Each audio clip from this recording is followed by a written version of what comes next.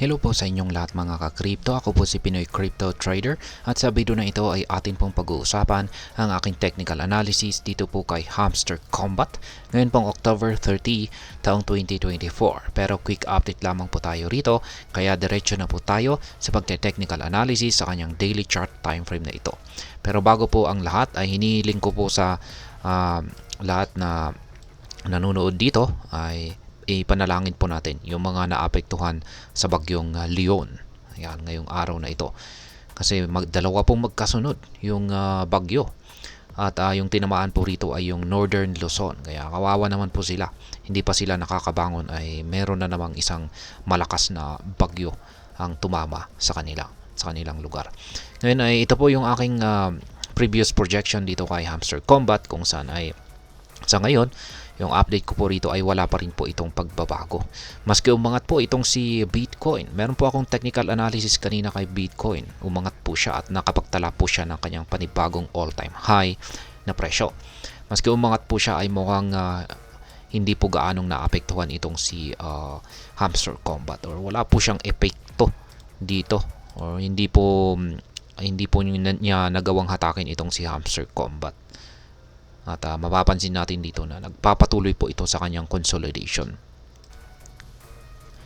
Kaya sa ganitong sitwasyon ay nananatili pa rin po yung aking projection dito kay Hamster Combat na mataas po ang posibilidad na sa mga paparating na araw ay patuloy lang po yung kanyang nararanasang consolidation or pagsa-sideways or paglalaro ng kanyang presyo dito sa ibabaw ng ating minor support dito sa presyong 20 digits 27.45.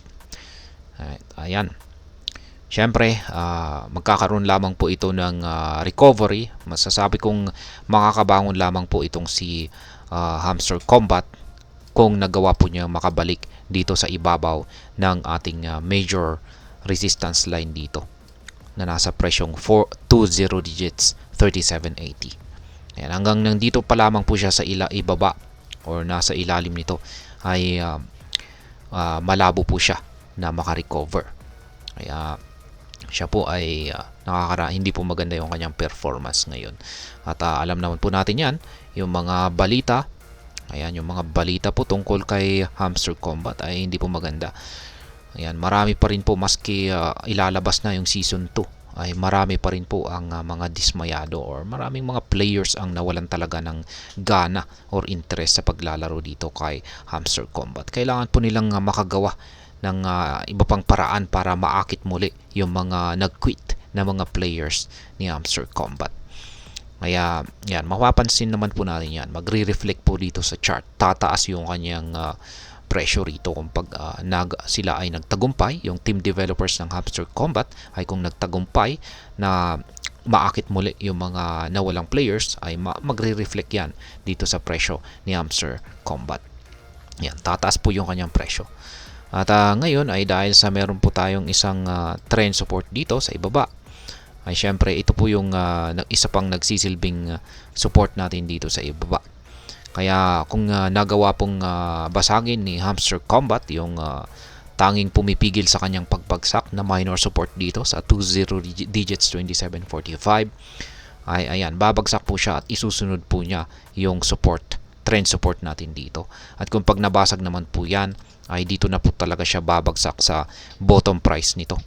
Yan, or starting price nito na 20 digits 1008. Base po yan sa datos ni Binance. Yan, sa candlestick na ito. Kaya ayan po, ang masasabi ko rito kay Hamster Combat, kailangan po talaga mukhang kulang pa rin yung ginagawang paraan ng team developers ni Hamster Combat para muling mahikayat ang mga nawalang players nito or mga investors nito. Kaya hanggang wala pa ring pagbabago ang wala pa ring pagbabago at hindi pa rin po sila talaga makahanap ng ibang paraan para muling mahikayat yung mga dating players at investors nito ay ayan, patuloy po itong makakaranas ng consolidation dito or posibleng babagsak pa ito, magpapatuloy sa kanyang pagbagsak. Pero gaya ng aking sinabi kanina, kung makaka-recover na itong si Hamster Combat ay kailangan po talagang bumalik ang kanyang presyo sa ibabaw ng major resistance line natin na 20 digits 37.80. At ayan po yung aking technical analysis update sa araw na ito dito kay Hamster Combat. At sa mga bago lamang po rito ay check na lamang po ninyo ang description ng video na ito para malaman kung anong platform at mga indicators ang ginagamit ko dito. At hanggang dito na lamang po tayo sa video na ito mga ka-crypto. Marami pong salamat sa panonood. Ingat po tayo lagi at God bless po sa ating lahat.